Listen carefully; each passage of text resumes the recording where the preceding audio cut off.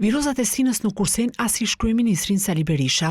Gjendja shëndetësore u bë shkak që ai të mos paraqitej këtë të hënë në SPAK, sipas urdhërimit të apelit të posaçëm, që ka caktuar ndaj tij masën e sigurisë detyrim për paraqitje. Sikurse është kthyer tashmë tradit prej më shumë se 6 muajsh, ish kryeministri i pandehur për dosjen Partizani bëri në SPAK në orarin e caktuar dhe firmos përpara hetuesve. Jashtë dyrëve të prokurorisë e presin dhe e përcjellin deputet të Partisë Demokratike dhe mbështetës së tij, si çdo të hënë të parë dhe të tretë të muajit, edhe këtë të hënë deputetët e EPD-s, sipas një mesazhi që u ishte drejtuar nga Flamur Noka, mbërritën në dyert e institucionit të akuzës. Disa punonjës po montonin fonin ku zoti Berisha do të mbante edhe fjalimin e radhës.